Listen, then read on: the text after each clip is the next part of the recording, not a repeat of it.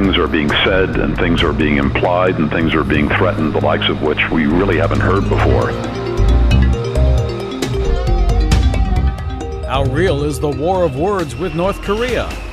The top U.S. military brass says North Korea has not changed its military posture despite the recent escalation of tensions on the Korean peninsula. General Joseph Dunford, chairman of the U.S. Joint Chiefs of Staff, says North Korea has shown no signs of unusual military activity.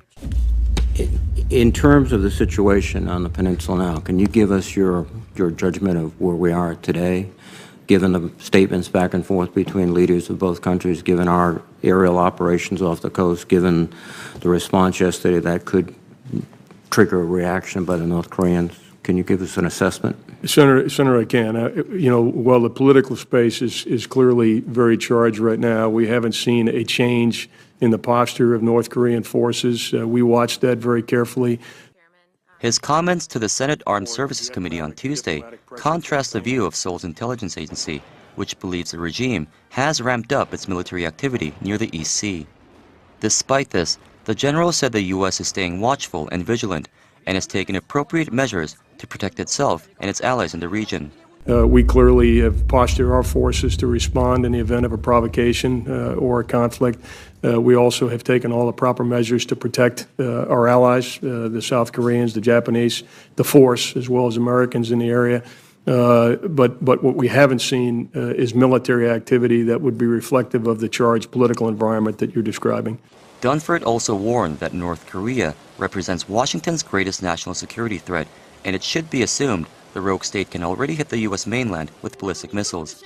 I'd have to ask you how confident you are in our intelligence community's ability to monitor and detect just where they are, and how accurate you believe that end of 2018 is.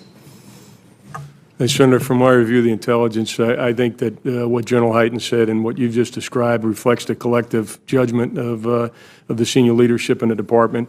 And I think something that General Hyten said is something I've also said in public, is that whether it's 3 months or 6 months or 18 months, it is soon. And we ought to conduct ourselves as though it is just a matter of time and a matter of very short time before North Korea has that capability. Yeah.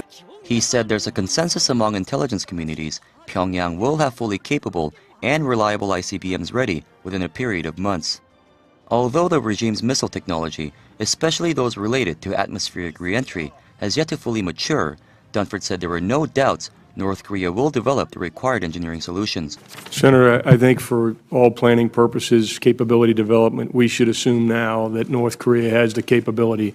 As you suggest, there are some technical elements of their program that haven't been fully tested, from a re-entry vehicle to some of the ability to stabilize a missile in flight. But I view all those as engineering solutions that will be developed over time. And frankly, I think we should assume today that North Korea has that capability and has the will to use that capability. The last major modification of our homeland missile defenses came in 2013, when, in response to an accelerating threat from North Korea, then-Secretary Hagel announced plans to increase the number of interceptors from 30 to 44. And given what we've witnessed over the past year, do you believe that the current threat environment requires additional homeland missile defense capabilities? I do, Senator, and over the last 7 or 8 weeks, we did a very detailed look at increasing ballistic missile defense capability for the North Korean threat, certainly, but for other threats as well. And we do think an increase is warranted. And I believe in the NDAA, and we certainly support that. There's an additional 21 interceptors that are in the NDAA that was just passed. The general also agreed with the notion that Kim Jong-un's main motivation for pursuing nuclear weapons is the survival of his regime. He said the military fully supports the Trump administration's efforts to find a peaceful resolution to the crisis through diplomatic pressure, warning of the serious risks associated with a preemptive strike. Sure, Senator, based on the current capacity of the North Koreans, the current threat, so both the type of the threat and the amount of missiles that they possess, we can protect Hawaii today against an ICBM. We can protect the continental United States against an ICBM. U.S. Defense Secretary Jim Mattis says the United States seeks a peaceful resolution to escalating tensions with North Korea, despite Pyongyang's claim that a tweet by President Donald Trump on Monday was tantamount to a declaration of war. In New Delhi for talks with Indian officials about strengthening U.S.-India ties, Mattis said while the United States military presence on the Korean peninsula is necessary to deter North Korea's threats, it also supports diplomatic efforts to resolve the conflict peacefully. On Monday, President Donald Trump commented on Twitter that North Korean leader Kim Jong-un's regime won't be around much longer if the North carried out its recent threats. Speaking to reporters near United Nations headquarters in New York, North Korean Foreign Minister Ri Yong-ho said given the fact that this comes from someone who is currently holding the seat of the United States presidency, this is clearly a declaration of war. How much importance should be put on this war of words? That's what VOA Asia's Ira Melman asks Evans Revere, senior advocate of the Albright Stonebridge Group and a former senior U.S. diplomat. I don't think too much is being made of this escalating rhetoric. We're in a serious situation right now in which things are being said and things are being implied and things are being threatened, the likes of which we really haven't heard before. And that's troubling, particularly when each side seems to be trying to outdo the other in terms of rhetorical excess. And that's highly problematic when you've got a situation on the Korean Peninsula that is as tense as it is, when you have North Korea, which unlike 5 or 10 or 15 years ago, has some missile and nuclear capabilities that it did not have in the past, and is actually able to deliver potentially on some of the threats that it poses or the threats that it has voiced in recent days. So this is a troubling period. It's important to try to figure out a way to de-escalate this crisis. The greatest threat that we have right now is the threat of miscalculation or misperception on the part of one side or the other side.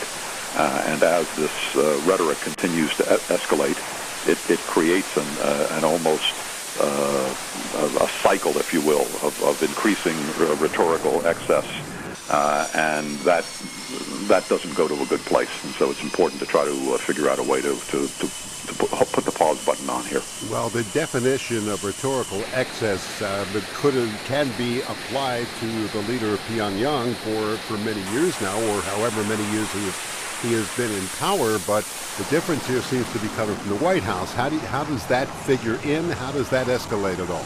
Well, as somebody who's been working on North Korea for a long time, I'm intimately familiar in several languages with some of the threats that they've made over the years.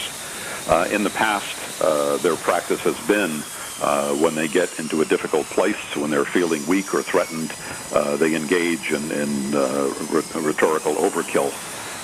But in the past, we were able to discount that because they didn't have the capabilities to actually do what they were threatening to do. But now we have a situation, as you rightly pointed out, in which their rhetoric is being matched almost word for word with rhetoric of our own. And we have the United States, and particularly the United States president, unfortunately, acting in a fashion that previous presidents have not acted. And by using these words, by making these suggestions, by implying certain things in a way that's very uncharacteristic of presidential behavior in the past. And this has put a big question mark over developments on the Korean Peninsula because we don't know where all this is headed. Does China still have the ability to make a difference? I come down on the side of the debate that suggests that China could do more. Its influence over North Korea may not be as great as it once was, but I don't know of any other actor who has as much influence as China has, despite their support for some of the Security Council resolutions, despite some of the critical comments that the Chinese have made. The Chinese, if you talk to them privately, as I have, say that they feel that excessive pressure could bring about what they regard as a nightmarish situation on the Korean Peninsula.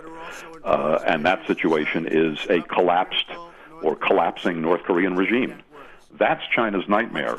China doesn't like the fact that North Korea has nuclear weapons and missiles. It doesn't like the fact that North Korea threatens to use those weapons. But what China really doesn't like is the possibility of chaos and collapse on its border. And towards that end, the Chinese have been reluctant partners in putting pressure on North Korea via sanctions. And so you have this disconnect between the United States and China about the basic tool that the United States feels is essential to convince the North Koreans to go down a different path. Evans Revere is senior advisor to the Albright Stonebridge Group and a former senior U.S. diplomat. Evans, thanks so much for being with us here on Thank you VOA. very much.